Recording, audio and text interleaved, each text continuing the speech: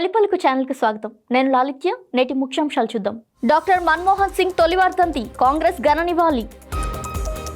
వీర్ బల్ దివాస్, వీర సాహిబ్ జాదాల త్యాగాన్ని స్మరించిన ప్రధాని మోదీ. దేశంలో నాలెడ్జ్కు కొదవలేదు, సూపర్ హీరోల కంటే మన పురాణాలే గొప్పవి, సీఎం చంద్రబాబు వ్యాఖ్యలు.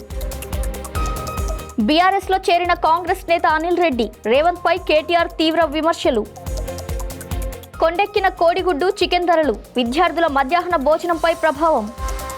శ్రీవారి దర్శన టికెట్లు పూర్తిగా ఆన్లైన్కు, టీటీడీ కీలక నిర్ణయం. ఉగ్రవాద నిరోధంలో సేవలకు గాను ఎన్ఐఏ సిబ్బందికి అమిత్ షా సన్మానం. చొరబాటుదారుల సంఖ్య పెరుగుతోంది, బీజేపీ నేత నవనీత్ రాణా వ్యాఖ్యలు. ఢిల్లీలో కాలుష్య నియంత్రణకు యాంటీ స్మోక్ గన్స్ ఏర్పాటు. గోవాలో జాతీయ మధ్యవర్తిత్వ సదస్సు ప్రారంభం. ముంబైలో జష్న్-ఏ-సలీం కళా ప్రదర్శన. ఏపీలో గన్ కల్చర్, అనంతపురంలో తుపాకుల ముఠా అరెస్ట్. మాజీ ప్రధాని డాక్టర్ మన్మోహన్ సింగ్ తొలి వర్ధంతి సందర్భంగా కాంగ్రెస్ నేతలు ఈరోజు ఘనంగా నివాళులర్పించారు. ఆయన వినయం, నిజాయితీ, ప్రజాసేవకు చేసిన కృషి తరతరాలకు ప్రేరణగా నిలుస్తుందని కాంగ్రెస్ పేర్కొంది. లోక్సభ ప్రతిపక్ష నేత, కాంగ్రెస్ ఎంపీ రాహుల్ గాంధీ న్యూఢిల్లీలోని 24 అక్బర్ రోడ్డులో డాక్టర్ మన్మోహన్ సింగ్కు పుష్పాంజలి ఘటించారు. దేశ ఆర్థిక సంస్కరణలు, పాలనలో ఆయన వదిలిన ముద్రను నేతలు స్మరించుకున్నారు. దేశవ్యాప్తంగా వీర్ బల్ దివాస్ను ఘనంగా నిర్వహిస్తున్నామని ప్రధాని నరేంద్ర మోదీ తెలిపారు. ఢిల్లీలోని భారత్ మండపంలో జరిగిన కార్యక్రమంలో మాట్లాడిన ఆయన భారత గర్వకారణమైన వీర సాహిబ్ జాదాల త్యాగాన్ని స్మరించారు. చిన్న వయసులోనే వారు క్రూరమైన మొఘలుల ఎదుట ధైర్యంగా నిలబడి మత మూఢత్వం, ఉగ్రవాదాన్ని సవాల్ చేశారని మోదీ అన్నారు. వారి సాహసం, త్యాగం దేశ ధైర్య సాహసాలకు ప్రతీకగా నిలుస్తుందని ప్రధాని కొనియాడారు. आज देश वीर बाल दिवस मना रहा है. अभी वंदे मातरम की इतनी सुंदर प्रस्तुति हुई है. आपकी मेहनत नजर आ रही है. साथियों,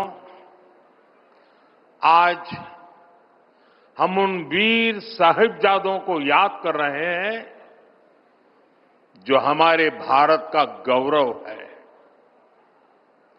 जो भारत के अदम्य साहस, शौर्य, वीरता की पराकाष्ठा है. वो वीर साहबजादे जिन्होंने उम्र और अवस्था की सीमाओं को तोड़ दिया,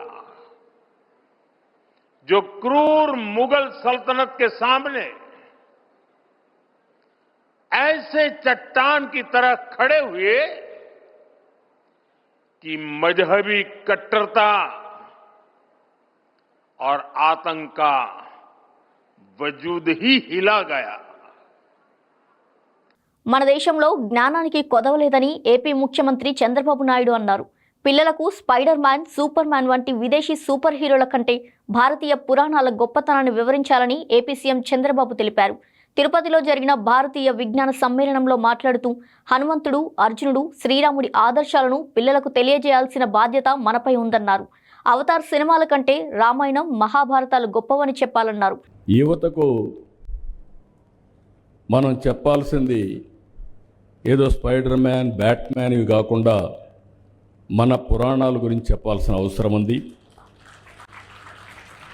మన చరిత్ర, మన పురాణాల గురించి చెప్పాల్సిన అవసరం ఉంది. హాలీవుడ్ సూపర్ హీరోల కంటే మన పురాణంలో ఉండే పురుషులు గొప్పవాడని మన పిల్లలకు చెప్పాల్సిన బాధ్యత మన పైన ఉంది. సూపర్ మ్యాన్, స్పైడర్ మ్యాన్ కంటే మన హనుమంతుడు బలవంతుడని చెప్పాల్సిన బాధ్యత మన పైన ఉంది. బ్యాట్ మ్యాన్, ఐరన్ మ్యాన్ కంటే మన అర్జునుడు గొప్ప యోధుడని వివరించవలసిన బాధ్యత మన పైన ఉంది. మన కృష్ణుని మహిమల గురించి, మన శివుడి మహత్యం గురించి యువతకు చెప్పాలి.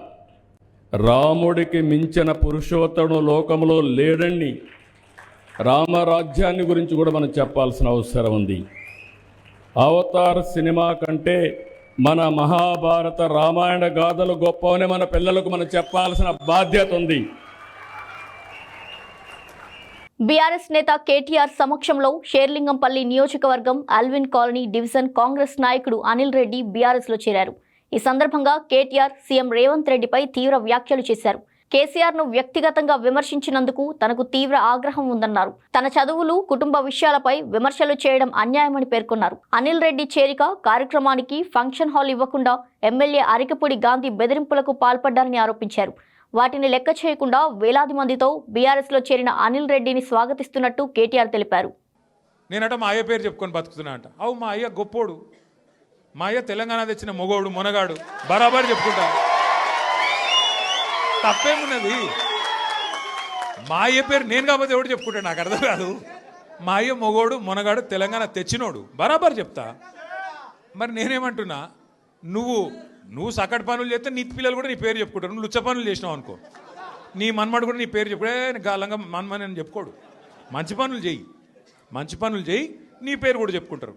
నీలాగా దొంగలకు సద్దులు కట్టుడు, బ్యాగులు మోసుడు, వాళ్ళ సంకల్ నాకుడు, ఢిల్లీకి పేమెంట్ కోటాలో పైసలు చంచుడు, గవి మాతో కావు. కొట్లాడతాం, మొగాళ్ళలాగా కొట్లాడతాం, మునగాళ్ళలాగానే బతుకుతాం, తెలంగాణ పౌరుషంతో బతుకుతాం. నీలాగా బతుకం, ఢిల్లీకి గులాములక్క మాత్రం బతుకం.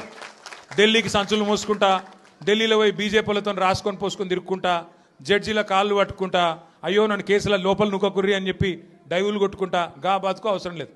బతికిన నాళ్ళు దర్జాగా బతుకుతాం, చచ్చినప్పుడు కూడా రాయలుగా చచ్చిపోతాం. తెలుగు రాష్ట్రాల్లో కోడిగుడ్లు, చికెన్ ధరలు భారీగా పెరిగాయి. నెల రోజుల క్రితం 6 రూపాయలుగా ఉన్న గుడ్డు ధర ఇప్పుడు 10 రూపాయలకు చేరుకుంది.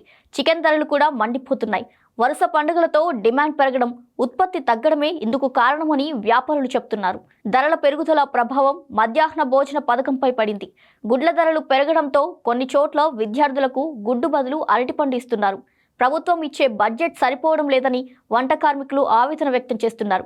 సంక్రాంతి వరకు ధరలు ఇలాగే కొనసాగే అవకాశం ఉందని అంచనా వేస్తున్నారు. తిరుమలలో ఆఫ్లైన్ విధానంలో జారీ చేస్తున్న శ్రీవారి దర్శన టికెట్లను త్వరలో పూర్తిగా ఆన్లైన్లోకి మార్చేందుకు టీటీడీ ప్రణాళికలు సిద్ధం చేస్తుంది. ఆఫ్లైన్ కౌంటర్ల వద్ద భక్తులు గంటల తరబడి వేచి ఉండడం, టికెట్లు దొరకక ఆందోళనకు గురవడం వంటి సమస్యల నేపథ్యంలో ఈ నిర్ణయం తీసుకున్నట్టు సమాచారం. కొత్త విధానంలో జీపీఎస్ ఆధారంగా తిరుమలలో ఉన్న భక్తులకే సెల్ ఫోన్ ద్వారా ఆన్లైన్లో టికెట్లు కొనుగోలు చేసే అవకాశం కల్పించనున్నారు. జనవరి నుండి ఈ విధానాన్ని అమలు చేసే దిశగా టీటీడీ అధికారులు కసరత్తు చేస్తున్నారు. దేశ రాజధాని ఢిల్లీలో జాతీయ దర్యాప్తు సంస్థ ఎన్ఐఏ నిర్వహించిన ఉగ్రవాద వ్యతిరేక సదస్సులో కేంద్ర హోంమంత్రి అమిత్ షా పాల్గొన్నారు. ఉగ్రవాదాన్ని ఎదుర్కొనే చర్యల్లో విశేష సేవలు అందించిన ఎన్ఐఏ అధికారులను ఆయన సన్మానించారు. దేశ భద్రతకు ఎన్ఐఏ కీలక పాత్ర పోషిస్తుందని అమిత్ షా ప్రశంసించారు. ఉగ్రవాదం, తీవ్రవాదానికి వ్యతిరేకంగా కఠిన చర్యలు అవసరమని, భద్రతా సంస్థల సమన్వయం మరింత బలపడాలని ఆయన పేర్కొన్నారు. నాగ్పూర్లోని బీజేపీ నేత నవనీత్ రాణా కీలక వ్యాఖ్యలు చేశారు. టాడా నివేదిక ప్రకారం దేశంలో చొరబాటుదారుల సంఖ్య పెరిగిందని, అస్సాం, ముంబై, కాశ్మీర్లలో ఇది స్పష్టంగా కనిపిస్తుందని తెలిపారు. హిందుస్థాన్గానే ఉండాలని ఆమె వ్యాఖ్యానించారు. బంగ్లాదేశ్ సహా ఇతర ప్రాంతాల్లో హిందువులు ఎలా అల్పసంఖ్యాకులుగా మారారో హిందూ సమాజం ఆలోచించాల్సిన అవసరం ఉందన్నారు. జనాభా మార్పులపై అవగాహన అవసరమని ఆమె పిలుపునిచ్చారు. దేశ రాజధాని ఢిల్లీలో వాయు కాలుష్యాన్ని నియంత్రించేందుకు న్యూఢిల్లీ మున్సిపల్ కౌన్సిల్ కీలక చర్యలు చేపట్టింది. 13 ఎత్తైన భవనాలపై యాంటీ స్మోక్ గన్స్ ను ఏర్పాటు చేసినట్టు ఎన్డీఎంసీ వెల్లడించింది. గత కొన్ని రోజులుగా ఢిల్లీలో గాలి నాణ్యత స్వల్పంగా మెరుగుపడినప్పటికీ పశ్చిమ గాలుల ప్రభావంతో మళ్లీ కాలుష్యం పెరిగే అవకాశం ఉందని అధికారులు హెచ్చరిస్తున్నారు. ఈ నేపథ్యంలో కాలుష్య నియంత్రణ చర్యలను మరింత కట్టుదిట్టం చేస్తున్నట్టు తెలిపారు. గోవా రాజధాని పనాజీలో జాతీయ మధ్యవర్తిత్వ సదస్సు ప్రారంభమైంది. ప్రారంభ సమావేశంలో గోవా ముఖ్యమంత్రి డాక్టర్ ప్రమోద్ సావంత్ పాల్గొని సుప్రీంకోర్టు న్యాయమూర్తి జస్టిస్ సూర్యకాంత్తో పాటు వివిధ హైకోర్టులు, సుప్రీంకోర్టు న్యాయమూర్తులను స్వాగతించారు. భవిష్యత్ న్యాయ వ్యవస్థలో మధ్యవర్తిత్వ కేంద్రాలు కీలక పాత్ర పోషిస్తాయని తెలిపారు. గోవాలో పెండింగ్లో ఉన్న కేసుల పరిష్కారానికి మీడియేషన్ సెల్స్, సెంటర్లు ఎంతో ఉపయోగపడతాయని సీఎం సావంత్ పేర్కొన్నారు. ముంబై ప్రెస్ క్లబ్లో జశ్న్-ఏ-సలీం పేరుతో ప్రత్యేక కళా ప్రదర్శనను ఏర్పాటు చేశారు. ఈ ప్రదర్శనలో ప్రముఖ స్క్రీన్ రైటర్ సలీం ఖాన్ సినీ వారసత్వం, ఆయన కుమారుడు సల్మాన్ ఖాన్ బాలీవుడ్ ప్రయాణాన్ని చిత్రాల రూపంలో ఆవిష్కరించారు. నిర్వాహకుడు జాసిం ఖాన్ మాట్లాడుతూ తాను రాసిన బీయింగ్ సల్మాన్ జీవిత చరిత్ర ఆధారంగా ఈ ప్రదర్శన రూపొందించినట్టు తెలిపారు. సల్మాన్ ఖాన్ వ్యక్తిత్వంపై ఉన్న అభిమానంతో పాటు వివాదాల మధ్య నిజమైన కథను కళల ద్వారా చూపించాలనే ఉద్దేశంతో ఈ ప్రయత్నం చేశారని ఆయన పేర్కొన్నారు. వ్యక్తిత్వ నిర్మాణంలో వారసత్వం, పరిసరాల ప్రభావాన్ని ఈ ప్రదర్శన మరింత ప్రతిబింబిస్తుందని తెలిపారు. ఆంధ్రప్రదేశ్లో గన్ కల్చర్ ఆందోళన కలిగిస్తుంది.